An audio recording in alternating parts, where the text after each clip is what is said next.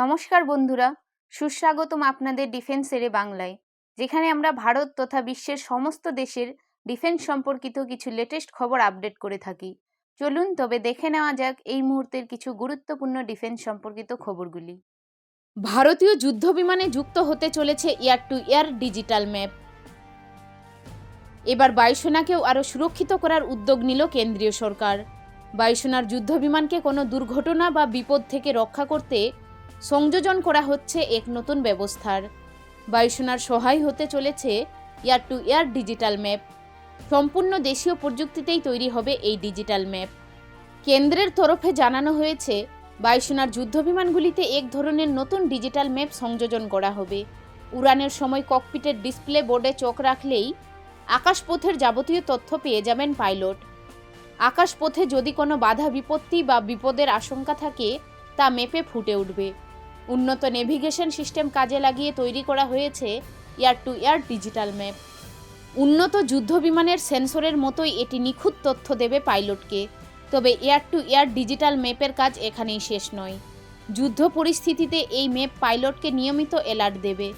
Pilot যাতে কোনোভাবেই পথ হারিয়ে না ফেলেন বা মুখোমুখি সংঘর্ষ এড়াতে পারেন তা নিশ্চিত করতে অ্যালার্ট দেওয়ার প্রযুক্তি থাকবে এই ম্যাপে। দেশীয় প্রযুক্তিতে এটি তৈরি করেছে হিন্দুস্তান এরোনটিক্স লিমিটেড। রাষ্ট্রায়ত্ত সংস্থার দাবি, আগামী 2 বছরে দেশের সবকটি যুদ্ধবিমানে এই ম্যাপ কাজ করবে। হিন্দুস্তান এরোনটিক্স লিমিটেড সেভাবেই এগোচ্ছে। ভারতীয় নৌবাহিনীর বহরে যুক্ত হতে চলেছে অত্যাধুনিক সমুদ্রের রথ। শত্রুপক্ষকে এবার নিমিষেই ঘায়েল করবে ভারতীয় নৌবাহিনী। ঢেলে সাজানো হচ্ছে তাদের বহর। জলের নিচের থেকেই শত্রুকে লক্ষ্য করে ভয়ঙ্কর হামলা চালাতে সক্ষম হবে নৌবাহিনী।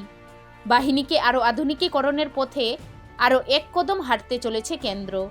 এবার থেকে নৌসেনার থাকবে নিজস্ব ছোট মেরিন জেট, যাতে কমপক্ষে 6 জন ক্রু মেম্বার থাকতে পারবেন।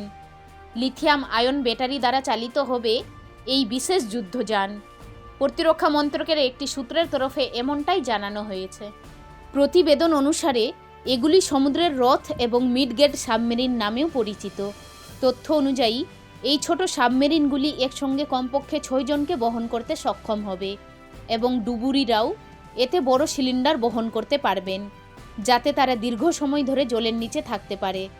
এছাড়া এসব ডেলিভারি গাড়িতে অতিরিক্ত অস্ত্র বহনের সুবিধাও পাওয়া যাবে। জানা গিয়েছে, প্রাথমিক প্রোটোটাইপ অনুমোদনের পর নৌবাহিনীর জন্য এই ধরনের কিছু ছোট সাবমেরিন কেনা যাবে। ফের পাঞ্জাব সীমান্তে সন্দেহজনক চীনা ড্রোন উদ্ধার করল বিএসএফ। পাঞ্জাবের ফিরোজপুর জেলার মাবকে গ্রামের কাছে একটি চীনা ড্রোন উদ্ধার করেছে ভারতীয় সীমান্তরক্ষী বাহিনী। শনিবার বিএসএফ পাঞ্জাব ফ্রন্টিয়ারের এক সংবাদ বিজ্ঞপ্তিতে এ খবর জানানো হয়। সরকারি বিজ্ঞপ্তিতে বলা হয়, 8ই ডিসেম্বর রাত 10টা 10 মিনিটের দিকে মাবকে গ্রামের কাছে সন্দেহভাজন ড্রোনের গতিবিধি শনাক্ত করে বিএসএফ। এরপর বিএসএফ জওয়ানরা তৎক্ষণাৎ প্রতিক্রিয়া জানায় এবং ড্রোনটিকে বাধা দেওয়ার জন্য সেটি লক্ষ্য করে গুলি চালায়। এছাড়া 9 ডিসেম্বর সকালে তল্লাশির সময় বিএসএফ সদস্যরা রহিলা হাজি গ্রাম সংলগ্ন কৃষিক্ষেত্র থেকে একটি ছোট ড্রোন ও 1 হোল্ড অ্যান্ড রিলিজ মেকানিজম উদ্ধার করে। প্রেস নোটের তথ্য অনুযায়ী উদ্ধার হওয়া ড্রোনটি একটি কোয়াডকপ্টার, যা চীনে তৈরি। ড্রোনের সাহায্যে সীমান্ত পেরিয়ে ভারতীয় ভূখণ্ডে অস্ত্র বা মাদক চোরাচালানের চেষ্টার ঘটনা এটিই প্রথম নয়। এটি বিশেষত পাঞ্জাব রাজ্যে একটি গুরুতর সমস্যা হয়ে দাঁড়িয়েছে, যেখানে আন্তঃসীমান্ত চোরাচালানকারীরা ড্রোনের সাহায্যে ঘন ঘন চোরাচালানের চেষ্টা করছে। চলতি সপ্তাহের শুরুতে পাঞ্জাব পুলিশের সঙ্গে যৌথ অভিযানে অমৃতসর সেক্টর থেকে একটি পাকিস্তানি ড্রোন উদ্ধার করে বিএসএফ। কর্মকর্তারা জানিয়েছিল, অমৃতসরের ধানকালান গ্রাম সংলগ্ন কৃষিক্ষেত্র থেকে ড্রোনটি উদ্ধার করা হয়েছিল। উদ্ধার হওয়া সেই ড্রোনটি চীনের তৈরি বলে এক বিবৃতিতে জানিয়েছিল বিএসএফ। প্রধানমন্ত্রী মোদির প্রশংসায় পঞ্চমুখ রুশ প্রেসিডেন্ট ভ্লাদিমির পুতিন। প্রধানমন্ত্রী নরেন্দ্র মোদী সম্পর্কে ভূয়সী প্রশংসা করলেন ভ্লাদিমির পুতিন। তার মতে, ভারত ও ভারতীয়দের বিরুদ্ধে কোনো সিদ্ধান্ত নেওয়ার জন্য মোদীকে জোর করা যায় না। সেই সঙ্গে মোদীকে গ্যারান্টর বলে অভিহিত করেন রুশ প্রেসিডেন্ট। উল্লেখ্য, ইউক্রেনের সঙ্গে যুদ্ধ শুরু হওয়ার পরে পশ্চিমী দুনিয়ার প্রবল চাপ সত্ত্বেও রাশিয়ার সঙ্গে বাণিজ্যিক সম্পর্ক ছিন্ন করেনি ভারত। বৃহস্পতিবার একটি অনুষ্ঠানে যোগ দিয়েছিলেন রুশ রাষ্ট্রপ্রধান। সেখানেই তিনি বলেন, আমি ভাবতেই পারি না মোদিকে ভয় দেখানো হচ্ছে বা কোনো কাজ করতে জোর করা হচ্ছে।